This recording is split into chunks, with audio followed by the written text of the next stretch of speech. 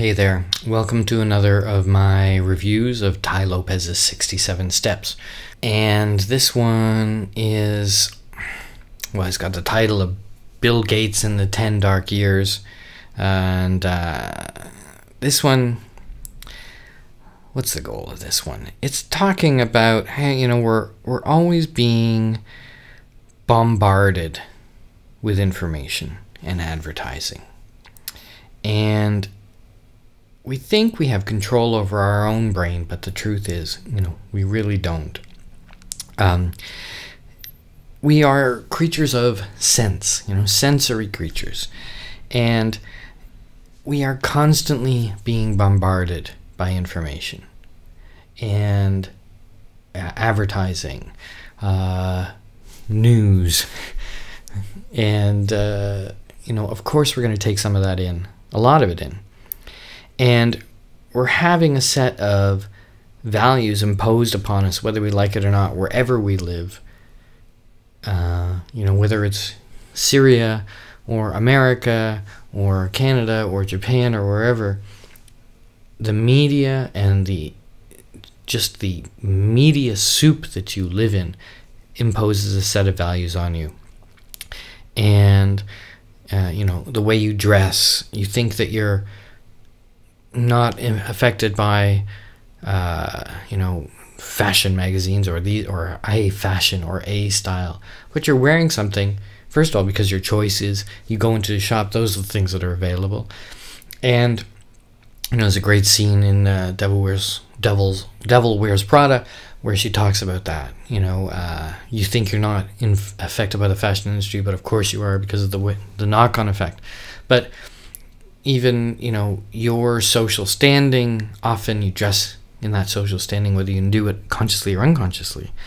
And whether you believe it or not, whether you, want to or not, you are affected from this constant influx of media.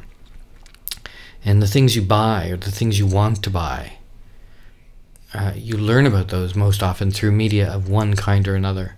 Even social recommendation, there's a certain kind of bias there. So there is this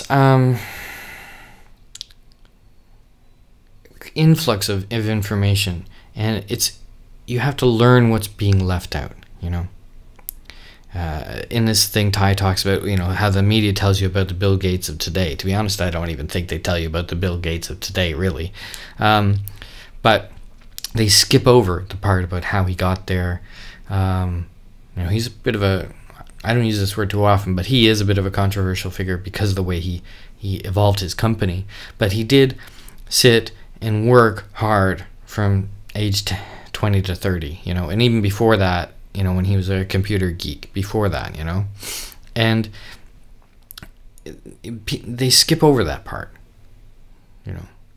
and they go right to the money, and it logically that it didn't happen like that, but you can't help but be affected by the influx, thinking that he got rich fast. He built Steve Jobs and got rich fast. You even look Steve Jobs, the up and down. And same thing goes for health and happiness. Life takes time, and we know that inherently, but we still have this diet industry that tells you to lose 10 pounds in 10 days.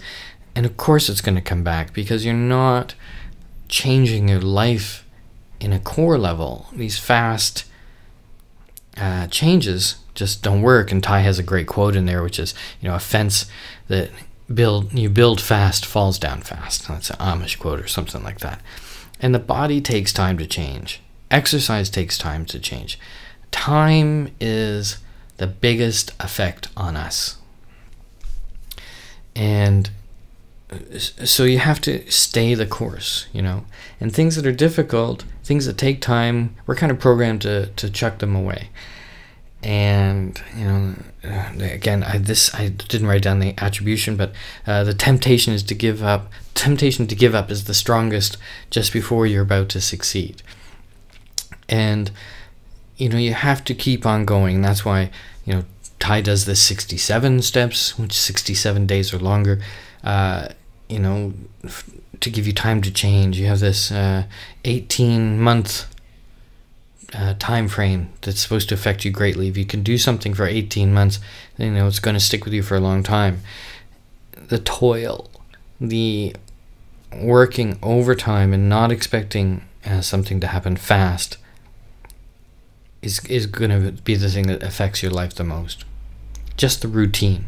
If you get up every day for 4 months and do exercise, by the end of that 4 months, in your brain, you will want to get up every day and do exercise. That's just the way we work. I live outside of this media invasion a little bit because I don't have a television, for instance. So I don't watch TV very often.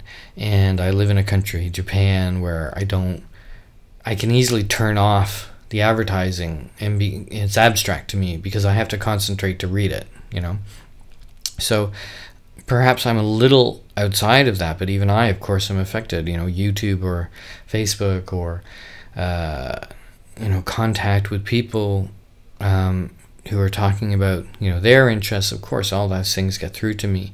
So you have to try and filter that out and work on the things that you want to work on and stay the course. You look at people who took time. I just watched this movie Gandhi. Of course I've seen before, but the movie Gandhi, the Ben Kingsley film, Attenborough film. And Gandhi died when he was almost 80, I think, was killed when he was almost 80, and that was 1948, and the movie starts out in 1893 in South Africa. So there's 60 years right there, and he was an adult when the movie starts, and that's 60 years before he dies. So Gandhi lived a life of a long time, and he evolved over a long time, his beliefs, his attitudes. Now, we're not all Gandhi, but things take time. Gandhi, Mandela, Sam Walton. Sam Walton started his first store in 1945, right after the war. And how long was it before Walmart was big? 30 years at least, right?